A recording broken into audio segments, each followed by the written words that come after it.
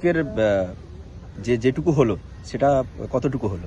আচ্ছা, এবার আজকে কি প্রথমে একটুখানি পেছিয়ে যাই। আমাদের লাস্ট দিনের ডিরেকশনটা কি ছিল?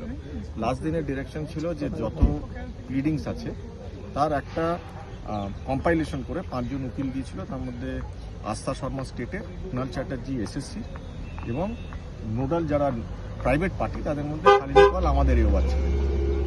এবার তাছাড়া আরও দুজন, একজন অপরপক্ষে আর আরেকজন প্রাইভেট পার্টি। তো 5 জনের মধ্যে শালিনী কলের মাধ্যম দিয়ে আমরা সব ডকুমেন্ট পাই। কি বলা হয়েছিল যে যত ডকুমেন্ট, জাজমেন্ট, রুলস, অ্যাক্ট সবকটার কম্পাইলেশন করা হবে। তো কালকে রাত্রির পর্যন্ত আমরা 8খানা ভলিউম পেয়েছি।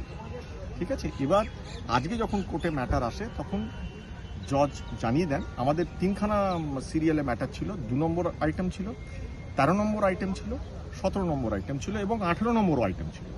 এর মধ্যে আমাদের শালিনী কলের মাধ্যম দিয়ে আমরা যাদের ফাইল করেছি আমাদের 11খানা এসএলপি ছিল 13 নম্বরের সিরিয়ালে, 17 নম্বরের সিরিয়ালে।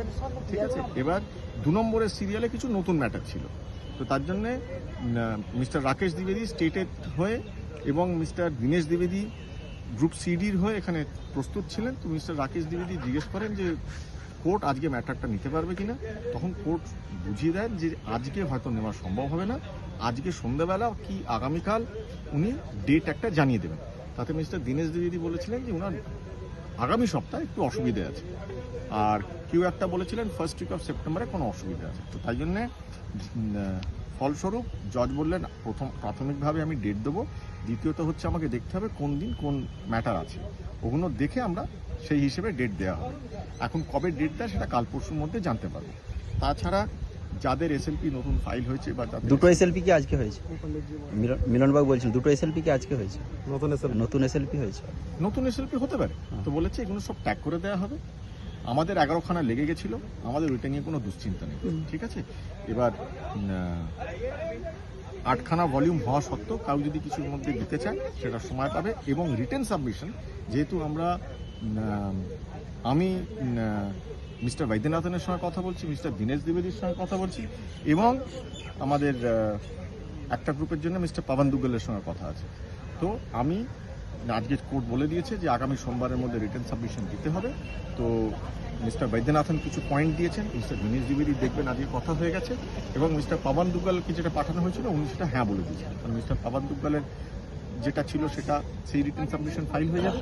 দীনেশ দ্বিবেদী এবং মিস্টার বৈদ্যনাথনটা 2-3 দিন পরে ফাইল। আর আমাদের ওই আইএ ফাইল করে যাদের নামগুলো যেগুলো এখন আমাদের যতগুলো আইএ ফাইল হয়েছে সেগুলো অলরেডি নম্বর হয়ে গেছে এবং যেটা রেজিস্ট্রি বলেছে যে আজকে যেহেতু ম্যাটারগুলো আছে আমরা ওটা নিয়ে হাত দেবো না, ম্যাটারটা হয়ে যাক, তারপরে যার নাম বাদ গেছে, যেটা কোনো অসুবিধা হয়েছে সেগুলো আগামী 2-3 দিনের মধ্যে সংশোধন করতে হবে। ফাইলটা খালি রেজিস্ট্রিতে যেতে একদিন সময় লাগবে। হ্যাঁ, স্যারকে ধন্যবাদ জানাবো। স্যার রাত দিন করে আমাদের জন্য পড়ে রয়েছেন, মানে আমাদের কাছে অবতীর্ণ হয়েছেন একদম ভগবান রূপে, কারণ উনি মানে রাত দিন করে আমাদের এটার পিছনে দিচ্ছেন। একটু আপনি আমাদের সবাইকে একটু বার্তা দিয়ে দিন যে কি অবস্থায় আছি। আমি যত ম্যাটারটা পড়েছি কালকে মিস্টার বৈদ্যনাথন, মিস্টার দীনেশ দ্বিবেদী এনাদের সঙ্গে এবং মিস্টার মুকুল মুখার্জি এসেছিলেন, মিলন মুখার্জি এসেছিলেন, মিলন মুখার্জি স্যার, দীনেশ দ্বিবেদী, আমাদের মিস্টার বৈদ্যনাথন আর মিলন মুখার্জি স্যার 2খানা কনফারেন্স করেছেন। মিলন স্যারের সঙ্গে আমি আলাদা একটা কনফারেন্স করেছি। এটা পশ্চিমবঙ্গে হওয়া 3খানা কনফারেন্সের ছাড়া। এবং আমরা যতখানি এটা গভীরতায় গেছি আমরা বুঝতে পেরেছি যে এই সিবিআই তথ্যটা গ্রহণযোগ্য নয় এবং সেটা কোর্টকে মানতে হবে। আমি আশাবাদী, আমরা আছি, আমরা থাকবো, আমরা রোজগার করব, আমরা বাড়িতে মাসের শেষে খাবার নিয়ে যাব। ঠিক আছে, thank you sir, thank you sir, হাসতে থাকবেন। ঠিক আছে স্যার, থ্যাংক ইউ।